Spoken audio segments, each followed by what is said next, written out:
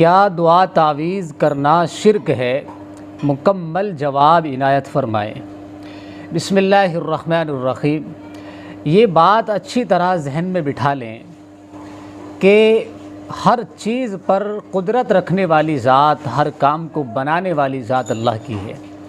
اللہ کی مشیت کے بغیر، اللہ کی مرضی کے بغیر اس کائنات کے اندر کوئی کام نہیں ہوتا، بڑے سے بڑا کام ہو، چھوٹے سے چھوٹا کام ہو، کیونکہ اس کائنات کو اللہ نے بنایا ہے اور اللہ ہی کی حکومت اس کائنات پر چلتی ہے۔ کسی کو شفا دیتا ہے تو اللہ دیتا ہے، بیماری دیتا ہے تو اللہ دیتا ہے، کسی کے کاموں کو بناتا ہے تو اللہ بناتا ہے، اور بگاڑتا ہے تو اللہ بگاڑتا ہے، کسی کو نفع پہنچاتا ہے تو اللہ کی ذات پہنچاتی ہے، اور کسی کو نقصان ہوتا ہے تو وہ بھی اللہ کی مرضی سے ہوتا ہے۔ اس کی مرضی کے بغیر، اس کی اجازت کے بغیر کائنات کے اندر ایک پتا بھی نہیں ہلتا۔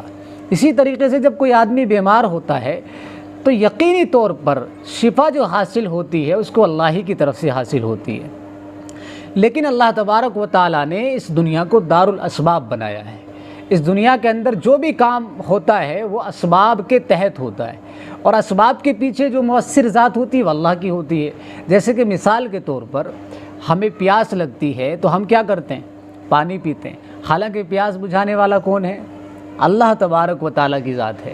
جب ہم کھاتے ہیں اور پیتے ہیں تو ہم کیا دعا پڑھتے ہیں؟ الحمدللہ الذی اطعمنا وسقانا وجعلنا من المسلمین۔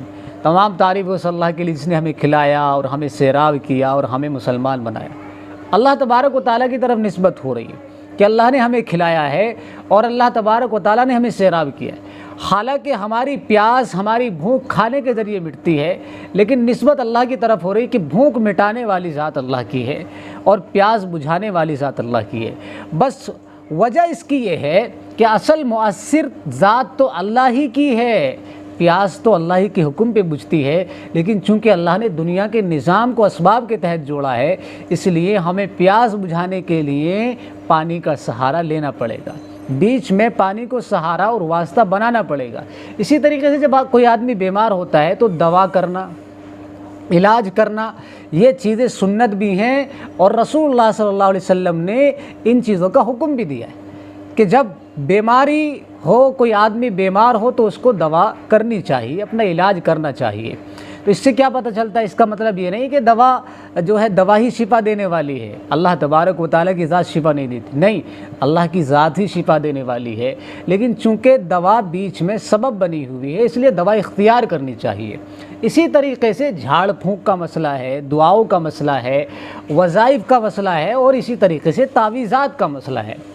لیکن ان چیزوں کو لیتے ہوئے یا دیتے ہوئے اس چیز کا خاص خیال رکھنا چاہیے کہ دینے والا اپنے دینے والوں کو یہ تاکید کر دے اور یہ تعلیم ان کو دے کہ دیکھو بھی یہ تعویذ جو ہے یہ اس میں کوئی اثر والی بات نہیں ہے، اور اس کے اندر کوئی طاقت نہیں ہے کہ یہ آپ کو نفع یا نقصان پہنچائے۔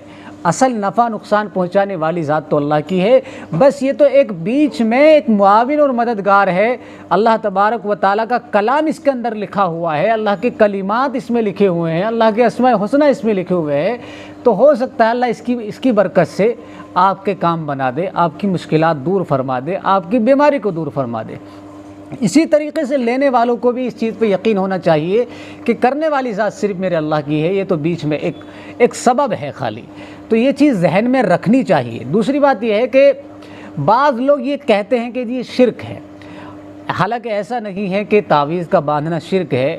یہ جو ہے نبی کریم صلی اللہ علیہ وسلم سے بھی ثابت ہے، حضرات صحابہ کے دور سے بھی ثابت ہے۔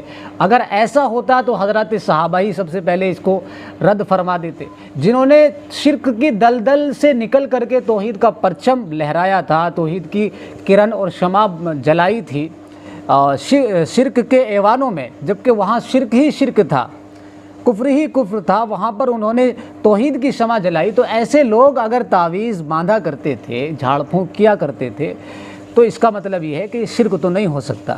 اس لیے یہ کہنا کہ تعویذ کا باندھنا شرک ہے تو یہ سراسر غلط ہے۔ البتہ حدیث ایک واضح ہے، اللہ کے نبی صلی اللہ علیہ وسلم کا ارشاد ہے جس کا مفہوم یہ نکلتا ہے کہ تعویذ کا لٹکانا شرک ہے۔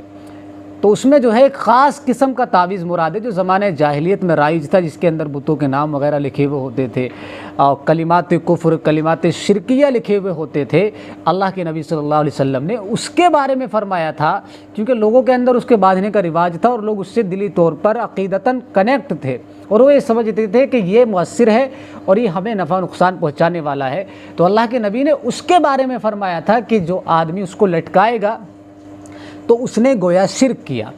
یہاں تک تعویذ کا مسئلہ ہے، تعویذ کے اندر جس تعویذ کے جواز کی بات کہی جاتی ہے یا جس تعویذ کا ثبوت حدیث میں ملتا ہے، تو وہ تعویذ وہ ہے جس کے اندر اللہ کے مبارک اسما لکھے ہوئے ہوں، قرآن کی آیات لکھی ہوئی ہوں، دعائیں وغیرہ لکھی ہوئی ہوں، تو ایسا تعویذ باندھنے میں کوئی حرج والی بات نہیں ہے۔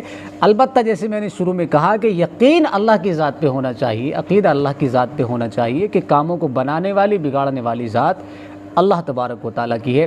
اسی طریقے سے بعض لوگ تعویذ دیتے ہیں تو بہت سارے ایسے کام کرنے کے لیے کہتے ہیں جو شرک پر مبنی ہوتے ہیں یا شرک کے قریب ہوتے ہیں یا انسان کے عقیدے کو خراب کرنے والے، فاسد کر دینے والے ہوتے ہیں، تو ایسا بھی کوئی عمل نہیں کرنا چاہیے۔ کسی عالم سے، اللہ والے سے، پڑھے لکھے سے تعویذ لیں، وہ بھی اس یقین کے ساتھ کہ اس تعویذ کے اندر کوئی غلط چیز نہیں لکھی ہوئی ہے، اللہ کا کلام لکھا ہوا ہے، اور پھر صحیح عقیدے کے ساتھ اس کو اگر گلے میں باندھ لیا جائے یا جھاڑ پھونک کروا لیا جائے تو اس میں کوئی حرج والی بات نہیں ہے۔